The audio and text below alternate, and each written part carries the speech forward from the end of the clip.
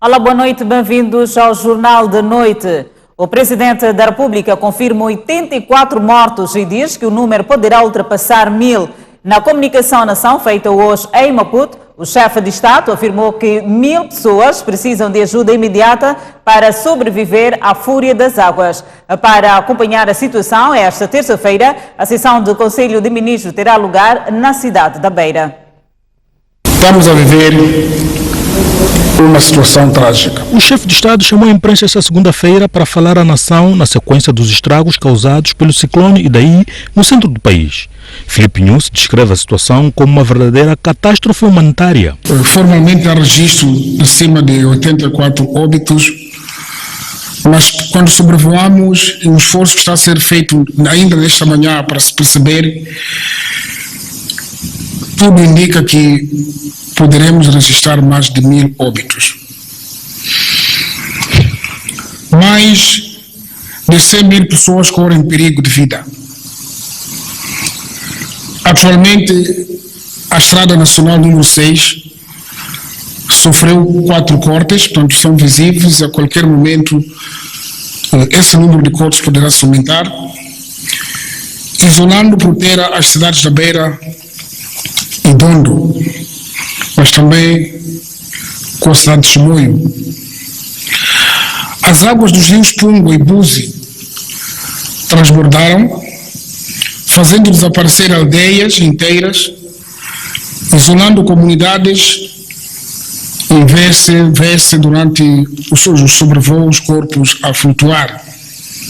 Portanto, um verdadeiro desastre humanitário de grandes proporções. A ponte sobre o rio Buzi, na Estrada Nacional número 260, ficou destruída pela fúria das águas. Os distritos de Buzi, Chibabava e Mwanza, na província de Sofala, e o distrito de Mussurize e o posto administrativo de Dombe, em Manica, estão isolados do resto do país, o que forçou concidadãos nossos a procurarem refúgios nas árvores e nos tetos das casas enquanto aguardam pelo salvamento. A sessão do Conselho de Ministros desta terça-feira será realizada na cidade da Beira como forma de fazer o acompanhamento da situação. Ante este cenário dramático, o Governo decidiu realizar a 9ª sessão ordinária do Conselho de Ministros, portanto, amanhã, que é o dia normal, dia 19 de março, na cidade da Beira, para acompanhar e avaliar a situação no terreno. Nesta situação de crise, saúdo a prontidão do Instituto Nacional de Gestão de Calamidades. São jovens que, no média força, estão no terreno em toda hora, com todo o sacrifício.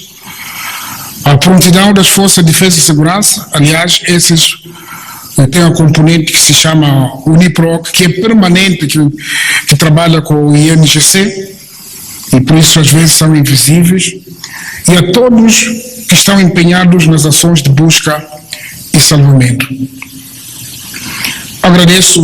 O governo mobilizou-se para prestar apoio às vítimas do ciclone. As nossas Forças de Defesa e Segurança estão no terreno com os meios marítimos e aéreos salvando vidas, em parceria com outras forças congêneras, com vista a assegurar a rápida assistência humanitária em bens alimentares e não alimentares, a água, energia e comunicações.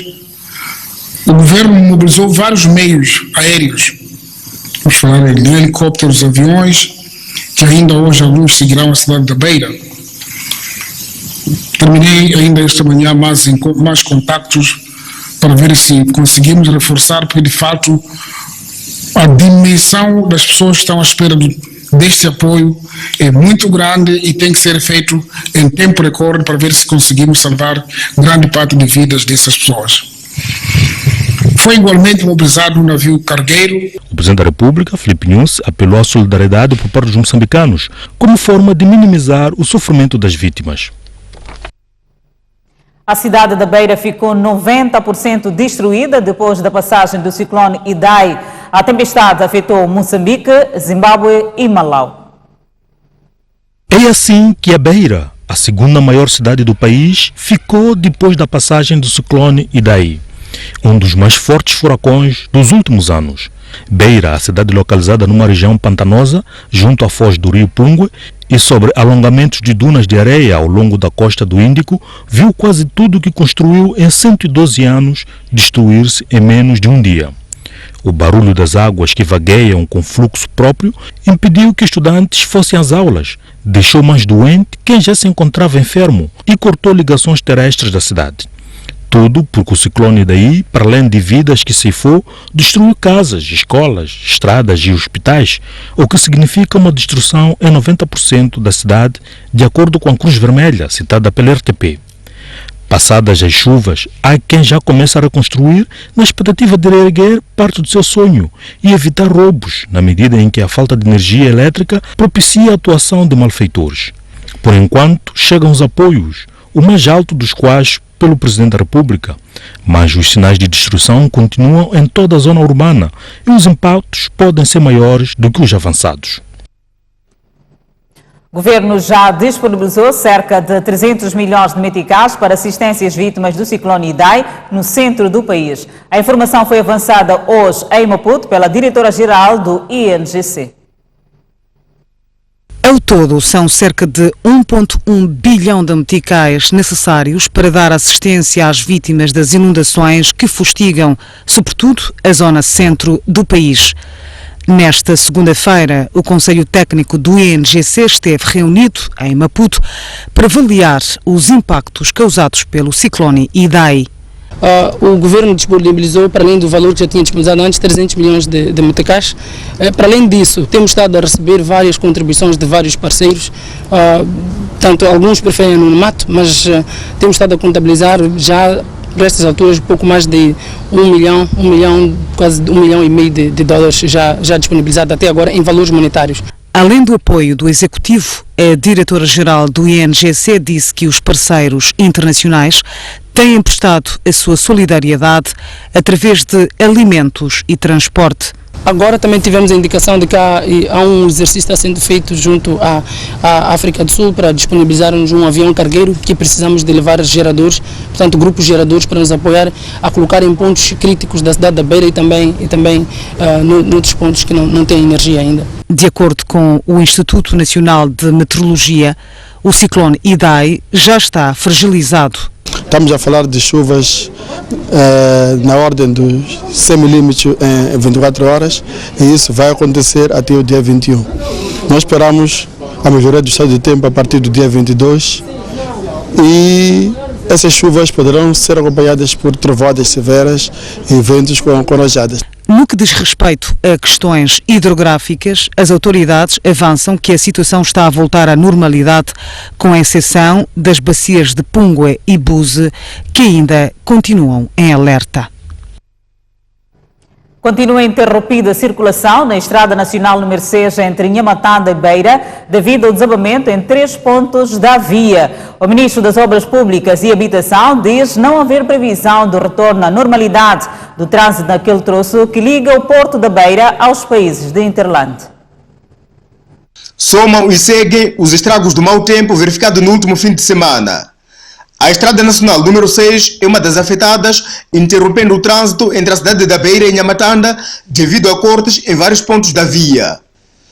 O ministro das Obras Públicas, Habitação e Recursos Hídricos visitou o referido troço para se inteirar da destruição. Temos que rapidamente encontrar aqui uma alternativa que passa necessariamente por abertura de um desvio, que com base nesse desvio possamos então escoar todo este caudal de tráfego que se está a acumular, quer do lado da Beira, na zona mais concretamente em Tica, e quer deste lado de Inhamatanda. A Estrada Nacional número 6, que começa a degradar-se devido à fúria das águas, é recém, ou seja, acaba de ser reabilitada e ampliada.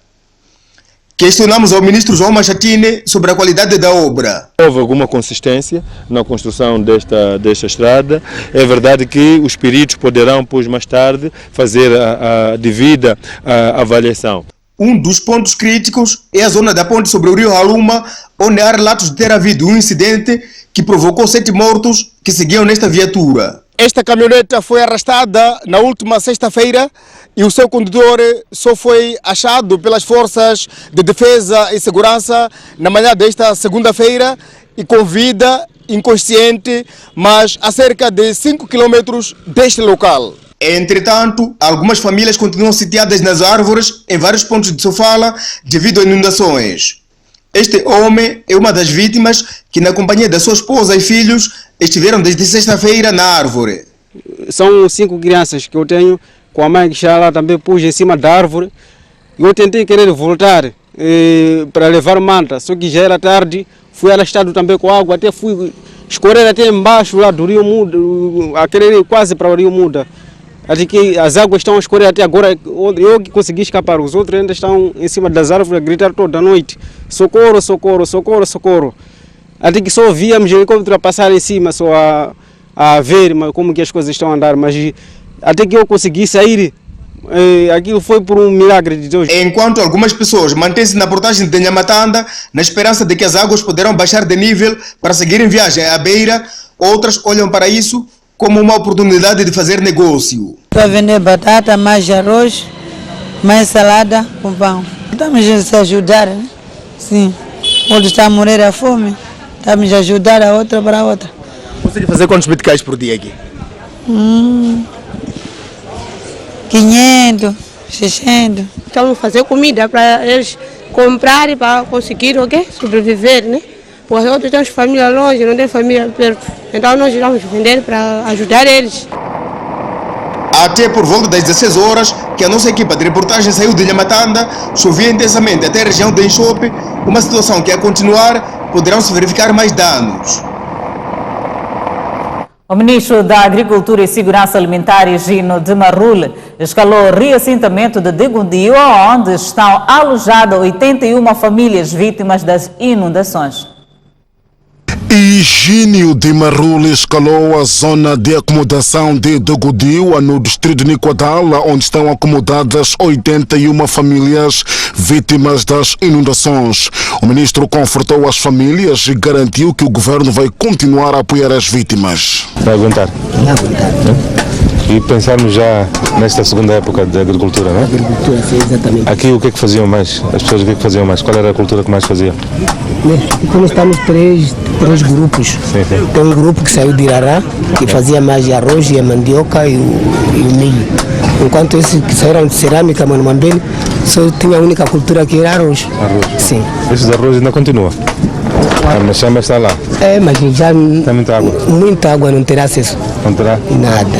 Mas já as águas estão a baixar. Vamos ter esperança de que não chover mais, para a água ir ao mar e depois podermos continuar lá com a população aqui acomodada pediu insumos agrícolas para fazer face à segunda época, tendo em conta que parte da produção da primeira está perdida. De Marrul indicou o diretor provincial da Agricultura para responder à inquietação.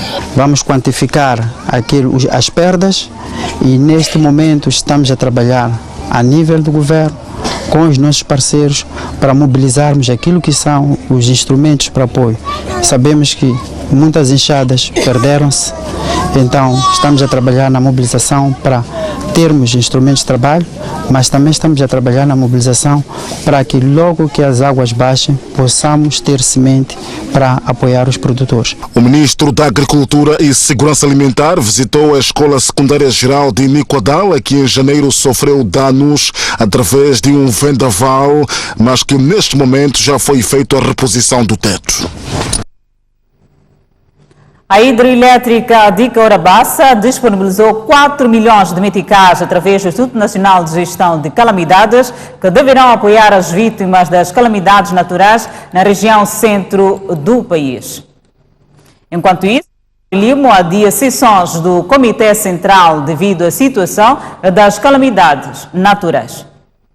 Todos sabemos que, para além da cidade da Beira, a informação foi avançada pelo secretário-geral da Frelimo, Roque Silva, que lamentou a perda de vidas humanas e de infraestruturas causadas pelo ciclone Idai. O Comitê Central da Frelimo prevê a realização da sua sessão ordinária de 22 a 24 deste mês de março. Na sequência desta situação que se vive hoje em dia na zona centro do país e dando corpo à declaração feita pelo camarada presidente Filipe Jacinto Inhosse, a Comissão Política tomou a decisão de adiar a realização da sessão ordinária do Comitê Central, de modo a permitir que todos os membros do partido, todos os membros do Comitê Central e todos nós possamos nos empenhar em ações de apoio a esses nossos camaradas e a outros cidadãos que vivem nessas zonas onde neste momento precisam da contribuição de todos para que possam aliviar o sofrimento. Roque Silva diz que o seu partido está sensibilizado com o sofrimento das vítimas do ciclone, daí ter criado internamente grupos de apoio em vários setores para a angariação de fundos. Na ocasião, também apelou à solidariedade de todos. Queremos, a terminar, voltar a reiterar a necessidade de todos os moçambicanos compreenderem que esta é a melhor oportunidade que nós temos de mostrar a nossa grandeza como povo, unindo esforços para salvar vidas, unindo esforços para apoiar a todos aqueles que neste momento estão em situações extremamente difíceis. Refira-se que semana passada a bancada parlamentar da Frelimo na Assembleia da República remeteu um cheque no valor de 417 mil meticais ao INGC, fruto da contribuição dos deputados daquela bancada em apoio às vítimas das calamidades naturais. A Movitel restabeleceu em pelo menos 5 bairros da cidade da Beira, nomeadamente Mataquan, Maquinino, Manga, Esturo e Aeroporto. Mas a fibra óptica continua inoperacional. Entretanto, a Moçambique Telecom assegura que restabeleceu hoje as comunicações através da rede fixa em toda a província de Tete e cidade da Beira. Seguimos com outras informações. A defesa de Manuel Chang quer agora que seja o presidente sul-africano Cyril Ramaphosa a decidir sobre qual será o primeiro pedido de extradição a ser analisado pela Justiça. A audição de Manuel Chang volta a ser adiada para terça-feira da próxima semana, 26 de março. Foi uma audição de contradições, avanços e recuos. Esta segunda-feira, esperava-se que fosse anunciada a decisão do ministro da Justiça, Michael Massuta, sobre o requerimento submetido pela defesa de Manuel Chang sobre o primeiro pedido de extradição a ser analisado. Entretanto, os advogados não revelaram a resposta dada pelo Estado. No dia em que a equipa de advogados mostrou-se pouco confiante nos seus argumentos, a defesa recorreu à Constituição sul-africana para defender que deve ser uma autoridade executiva a decidir sobre o pedido de extradição prioritário. Entretanto, aos olhos dos advogados, essa autoridade já não é o ministro da Justiça. Agora é o presidente da República. Mas as contradições não pararam por aí. Se antes a defesa defendia que o juiz William Scott não podia decidir sobre o caso por não ter competência para o efeito, agora os advogados pedem que ele decida sobre o caso e que os autorize a consultar o presidente Cyril Ramaphosa sobre o primeiro pedido. O juiz ainda questionou a razão pela qual a defesa não recorre diretamente ao presidente, ao que o advogado respondeu que não tem como recorrer ao executivo sem recomendação do tribunal. Dean Bernard, o procurador indicado para representar o Ministério Público neste assunto, acusou a defesa de estar a atrasar a extradição de Manuel Chang com os seus pedidos intermináveis. O procurador avisou que se o ex-ministro das Finanças continuar com esses pedidos, vai ter que aguentar com as consequências que consistem no atraso do processo. O Ministério Público diz que está preparado para debater sobre a extradição, mas a defesa não facilita. Por isso, o procurador Bernard apelou ao tribunal a recusar o pedido feito pelos advogados para que o processo possa prosseguir. No fim, o juiz, que no dia 7 de março já tinha decidido que o pedido de extradição dos Estados Unidos seria o primeiro a ser analisado, marcou o dia 26 de março para anunciar a sua decisão. É um bocado preocupante de facto, mas não podemos adiantar mais nada. Queremos que deixemos o tribunal fazer o trabalho como prometeu, e os advogados também estão a cumprir o papel deles, e nós, como autoridade moçambicana, estamos a fazer o nosso papel, acompanhando todo o contorno desse problema, ao lado do nosso cidadão. Apesar de tudo, ele continua o nosso cidadão e nós temos a obrigação de dar todo o apoio. E os avanços e recuos da defesa vão fazendo com que o processo leve cada vez mais tempo para entrar para o seu ponto essencial, que é a análise sobre a extradição de Manuel Chang. Entretanto, está previsto que próxima terça-feira, dia 26 de março, o tribunal tome uma decisão concreta sobre se vai dar espaço a este pedido da defesa ou vai decidir qual é o primeiro pedido de extradição que será analisado. Imagens de Pedro Amba, Antônio Tiwa, Capitão Park, Johannesburg, STV. A Movitel restabeleceu em pelo menos 5 bairros da cidade da Beira, nomeadamente Mataquan, Maquinino, Manga, Esturo e Aeroporto. Mas a fibra óptica continua inoperacional. No momento, a maior preocupação da TMCL é recuperar infraestruturas para a reposição das comunicações e vamos atuando à medida que as condições no terreno permitam. Entenda-se aqui como condições no terreno a necessidade das chuvas pararem, o escoamento das águas paradas acontecerem, ocorrerem o levantamento dos postes de eletricidade que foram derrubados pelas chuvas, entre outros fatores que vêm condicionando a nossa intervenção. Manica, Tete e Zambésia. Sofremos consequências sim, temos para Manica, continuamos sem comunicações nos distritos de Mussurize, Sussundenga, a vila de Manica também continua a sofrer algumas falhas nas comunicações. Os restantes distritos já estão restabelecidos. Para a província da Zambésia e Tete, temos as comunicações já restabelecidas para essas duas províncias no geral. Tivemos algumas falhas ainda no dia de hoje na província da Zambésia, no distrito de Xingu, mas temos atualmente a situação já resolvida. Convido-lo a um breve intervalo, voltamos dentro de instantes. Até já. De volta ao Jornal da Noite. O Presidente da República diz que erradicar a tuberculose até 2030 não é utopia.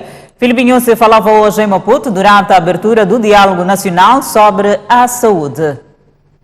Teve lugar na tarde desta segunda-feira o Diálogo Nacional sobre a Tuberculose, organizado pelo Ministério da Saúde e seus parceiros de cooperação. Apresentou os números da doença no país e no mundo o Diretor Nacional do Controle da Tuberculose. Temos no mundo cerca de 1/3 da população global infectada pela doença. Temos registrado em média todos os anos cerca de 10 milhões de casos de TB e com um número muito elevado de mortes. Cerca de 1,6 milhão de pessoas morrem anualmente por causa da tuberculose e devo dizer que cerca de 1 em cada 3 indivíduos infectados ou contaminados pela tuberculose tem a forma mais grave de tuberculose, que é a tuberculose resistente aos medicamentos. A diretora executiva do USAID, falando em nome dos parceiros do Ministério da Saúde, disse que não é compreensível que 70 anos depois de descobertos os medicamentos da doença, países como Moçambique continuem com uma carga bastante alta da tuberculose. Para Jennifer Adams, os índices da tuberculose continuam altos porque a doença conta com um aliado bastante forte, a pobreza. Mais de 95% dos mortes de tuberculose ocorrem em países de baixa e média renda. A pobreza facilita a transmissão através de condições de vida deploráveis, diagnóstico prolongado, devido ao acesso limitado aos cuidados de saúde e, infelizmente, devido ao aumento de vulnerabilidade resultante da desnutrição. O presidente da República reconheceu a gravidade da situação. Disse que o país registrou avanços no combate à tuberculose, pois 90% dos que aderem ao tratamento ficam curados, mas que era importante o cometimento de todos para que a eliminação da doença fosse uma realidade. Queremos reafirmar o nosso compromisso de continuar a priorizar a luta contra esta epidemia e apelar mais uma vez ao engajamento de todos para um contínuo e maior envolvimento nas ações de luta contra a doença, porque eliminar a tuberculose até 2030, conforme o nosso compromisso. Não é nenhuma utopia. Participaram do encontro técnicos da saúde, parceiros de cooperação, acadêmicos, líderes comunitários, médicos tradicionais e diversas organizações da sociedade civil. 2 sobreviventes da tuberculose contaram aos participantes do Diálogo Nacional de Tuberculose como enfrentaram e venceram a doença. Seguimos com mais informação. Cidadãos de Maputo queixam-se do aumento da criminalidade, do alto custo de vida, do conflito de terra e injustiças laborais, segundo a Comissão de Petições, Queixas e Reclamações da Assembleia da República. Aquela comissão trabalha desde esta segunda-feira no bairro de Laulane, onde pretende ouvir de perto as preocupações dos cidadãos e desenhar possíveis soluções. Antes de deslocar ao terreno, a Comissão Parlamentar de Petições, Queixas e Reclamações manteve um breve encontro com a governadora da cidade de Maputo, Yolanda Cintura. O vice-presidente daquela comissão, Francisco Campira, disse que os munícipes não poupam esforços em contactar o órgão que dirige, porque a tramitação de processos é gratuita. Isto, em algum momento, cria algum conforto aos cidadãos, olhando para o facto de que o custo de vida tem estado a ser bastante alto. Portanto, mover hoje um processo judicial torna-se muito mais oneroso do que recorrerem à Comissão de Petições, que tem feito, portanto, o trabalho a custo zero. A governadora da cidade de Maputo, Yolanda Cintura, disse que tem recebido também queixas e reclamações de várias ordens, mas as que não têm solução imediata são encaminhadas a outras entidades governamentais. No que diz respeito àquilo que deveria ser o nosso papel, as condições estão todas criadas. A Comissão vai trabalhar ao nível dos distritos e vai também contactar com os nossos setores. Portanto, temos a direção do trabalho, que terá que ser ouvida. Temos a direção da API, que representa as obras públicas na cidade, terá que ser ouvida, e outras já ao nível do Conselho Municipal. Então nós criamos as condições todas e acreditamos que vai correr bem o trabalho da Comissão. O trabalho da Comissão Parlamentar de Petições, Queixas e Reclamações termina esta terça-feira. Manuel de Araújo considera normal o desentendimento dos membros da RENAM na cidade da Beira. Para o edil de Quilimana, a RENAM encontra-se numa fase de transição pós Afonso de Acama. Há menos de 2 semanas, membros da RENAM tentaram ocupar à força as instalações do partido na Beira, em protesto contra a indicação de delegados políticos da cidade da Beira e da província de Sofala. Os contestatários defendem a eleição dos delegados e não a sua indicação pela direção do partido. Porque nós queremos resultados. Manuel de Araújo diz que acompanhou a confusão, mas considera o processo normal. Quando desaparece um líder carismático, como aconteceu, por exemplo, em Angola, quando morreu o presidente Jonas Malheiro Savimbi, nós vimos que houve um período em que a UNITA tinha que se reencontrar. Portanto, eu considero aquilo como algo normal. A RENAM vai se reencontrar. E se não tivesse acontecido aquilo, é que seria anormal. Aliás, Manuel de Araújo diz ter plena confiança no atual presidente do maior partido da oposição em Moçambique. Neste momento é a pessoa certa para o lugar em que ele está. Portanto, ele foi um combatente, foi comandante, trabalhou na Zona Sul, trabalhou na Zona Centro, trabalhou na Zona Norte, foi delegado provincial, foi delegado, portanto, regional da Zona Norte, desempenhou um papel fundamental na Comissão Conjunta, portanto, depois do Acordo Geral de Paz, especificamente neste processo que nós estamos a passar agora, que é o processo da reintegração. Temos que dar um voto de confiança. O edil de Quilimane falava esta segunda-feira em Maputo, à margem do Congresso da Associação Nacional dos Municípios de Moçambique, que elegeu Carlitos Costa como novo presidente da agremiação. O presidente do Conselho Autárquico da Matola foi eleito com 212 votos de um total de 214 congressistas que se fizeram às urnas, numa eleição que contava com uma lista. De volta à notícia ligada ao Diálogo Nacional sobre a Saúde, onde 2 sobreviventes da tuberculose contaram aos participantes como enfrentaram e venceram a doença. Sara Irene tem 12 anos, estuda na 7ª classe e já passou pela dolorosa experiência de enfrentar a tuberculose. O seu pai, antigo trabalhador na África do Sul, morreu vítima da mesma doença.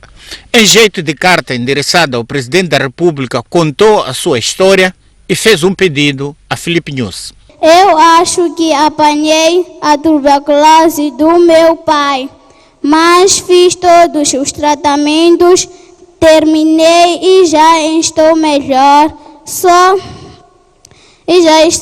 Senhor Presidente, peço para não deixar as crianças que têm tuberculose morrerem. Leve esta carta para se lembrar de nós. Outro campeão que partilhou a sua experiência foi Valdemiro Lasso, que precisou de cerca de 4 anos para se livrar da forma mais resistente da doença e que, quando venceu esta batalha pela vida, tinha, na verdade, perdido quase tudo na vida. Passei vários desafios. Houveram momentos até que chorava, porque só estava só. A minha família abandonou, perdi uma família, perdi amigos, perdi emprego por causa do período do tratamento. E também perdi o espaço que tinha adquirido. Eles disseram que nós não podemos esperar, tu não estás a fazer nada. Então, sendo assim, o que eu olhava mais era a saúde e era a vida. Então, estou aqui hoje, eu sou um vencedor. São exemplos de perseverança que o Presidente da República elogiou e recomendou que fossem replicados e aproveitados. Nos noticiários de sábado, passamos uma notícia na qual referíamos que o cardiologista Albertino Damasceno é professor catedrático com mais de 700 artigos publicados em revistas científicas. Na verdade, ele é professor associado com 132 artigos publicados. Pelos transtornos causados, as nossas sinceras desculpas. Seguimos com a página internacional, onde o presidente da Venezuela, Nicolás Maduro, convidou os ministros do seu governo a colocarem os seus cargos à disposição para uma reestruturação profunda do executivo. O anúncio foi feito no domingo através do Twitter pela vice-presidente da Venezuela, Delcy Rodrigues. A reestruturação abrangerá ainda os métodos de funcionamento do governo venezuelano. Esta posição tem lugar um dia depois de milhares de simpatizantes do presidente Nicolás Maduro terem saído às ruas de Caracas para participar na Grande Marcha da Vitória. A 10 de janeiro, o presidente da Venezuela, Nicolás Maduro, tomou posse para um novo mandato de 6 anos, tendo por base resultados oficiais das eleições presidenciais antecipadas de 20 de maio de 2018. Um dia depois, a oposição, que se recusou a participar no processo, denunciou irregularidades. Vários países não reconhecem o novo mandato de Nicolás Maduro e apelam para que sejam convocadas novas eleições livres e transparentes no país. O presidente do Brasil, Jair Bolsonaro, está de visita nos Estados Unidos da América para reforçar a aliança com o país. Durante a visita, Bolsonaro vai reunir-se com o seu homólogo Donald Trump para reforçar uma aliança pela liberdade e prosperidade. Com esta visita, o Brasil deve passar a ter um estatuto de aliado preferencial dos Estados Unidos, enquanto país fora da NATO, tal como 17 outros países, entre os quais Israel, Austrália, a Coreia do Sul ou Japão, diz a correspondente da televisão Globo News em Washington. Os dois países devem também assinar um acordo de cooperação que permitirá aos Estados Unidos da América lançar satélites, foguetões e mísseis a partir da base de Alcântara, no estado do Maranhão. Em 2000, o então presidente brasileiro Fernando Henrique Cardoso assinou um acordo nesse sentido com Washington, mas o Congresso rejeitou. O Brasil e os Estados Unidos foram dos primeiros países a reconhecer Juan Guaidó como legítimo presidente da Venezuela. Convido a um breve intervalo, mas antes, a previsão do estado do tempo para amanhã.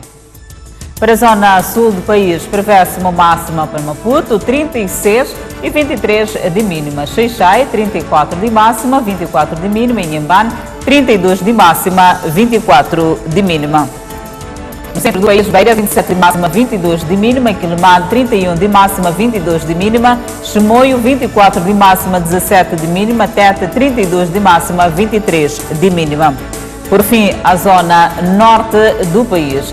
Nampula, 32 de máxima, 21 de mínima, Pemba, 31 de máxima, 23 de mínima, Lixinga, 26 de máxima, 17 de mínima.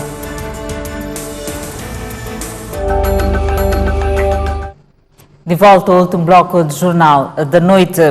A falta de processamento de algodão no país encarece os custos de produção de roupa. A única indústria de produção de capulana, por exemplo, gasta 50 milhões de dólares com a importação de tecidos da Índia. Com mais detalhes na reportagem de Ricardo Machava e Célio Mugaveia. Essa viagem pela indústria têxtil começa nos Campos Verdes do distrito de Monapo, província de Nampula, onde a plantação do algodão substituiu a tradicional cultura de alimentos.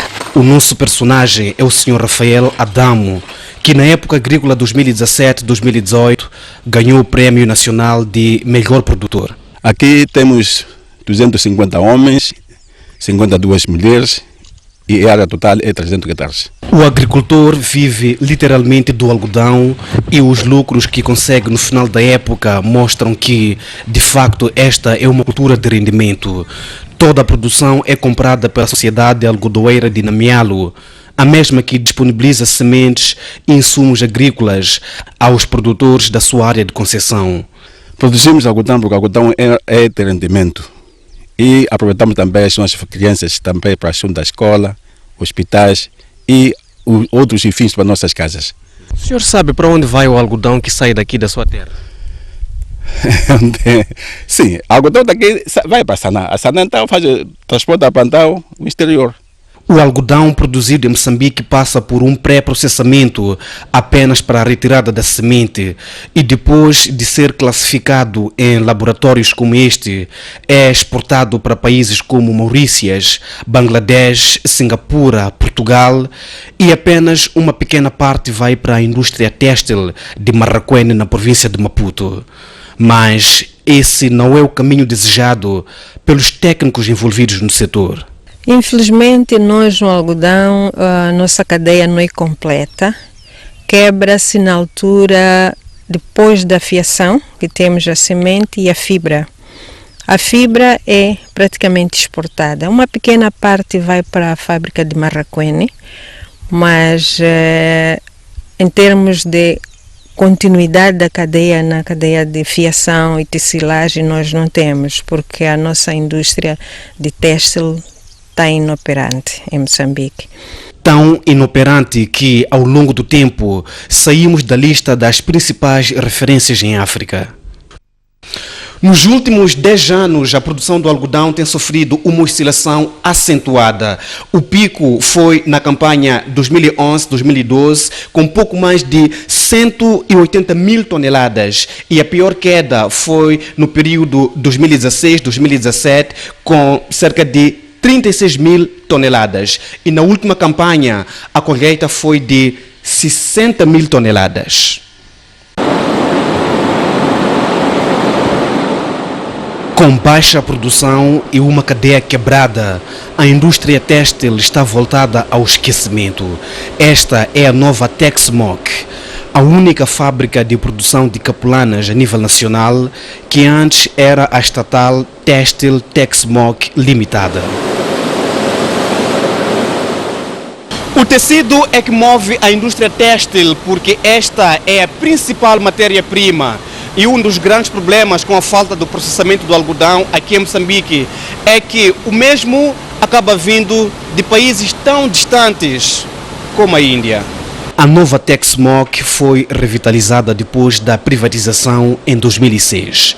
3 anos depois voltou a operar, mas os prejuízos com a importação do tecido desencorajam o investimento. Estamos a falar de um valor não muito menos de 55 milhões de dólares norte-americanos. Então, se nós estivéssemos de fato a fazer uma tecelagem aqui a nível interno, acredito que estaríamos a poupar acessivelmente 34 milhões de dólares. No passado, esta indústria tinha a cadeia completa, ou seja, comprava o algodão localmente, produzia fios para tecido e, por fim, a roupa. Mas agora a parte da tecelagem não funciona devido aos custos para a importação da maquinaria.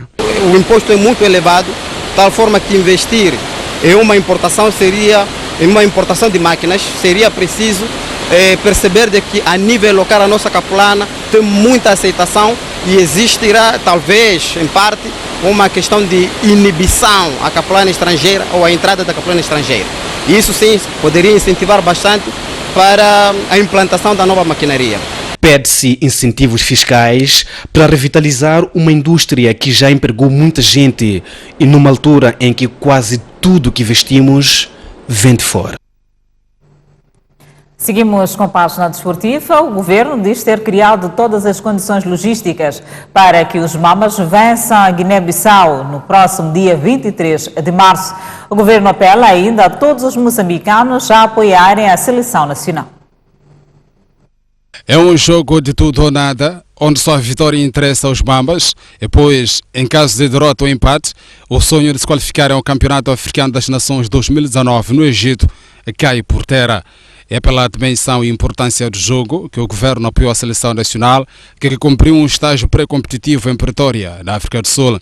Logisticamente, criamos todas as condições, desde treino, viagem, transporte. Os nossos meninos não têm que pensar em mais nada, só ganhar. O governo está convicto que os Mambas estão devidamente preparados e têm condições para vencer a Guiné-Bissau. Apela, por isso, a todos os moçambicanos a apoiar os Mambas. Temos que todos apoiar, é a nossa equipa. Penso que o governo está a criar todas as condições para que os Mambas estejam devidamente preparados e que no dia do jogo só pensem em ganhar. Esta terça-feira, o selecionador nacional de futebol, Abel Xavier, irá divulgar a convocatória final para o jogo com a Guiné-Bissau. Os Mambas seguem no dia 21 de março para Bissau. O Jornal da Noite fica por aqui. Obrigada pela atenção dispensada. Encontro marcado numa próxima oportunidade. Boa noite.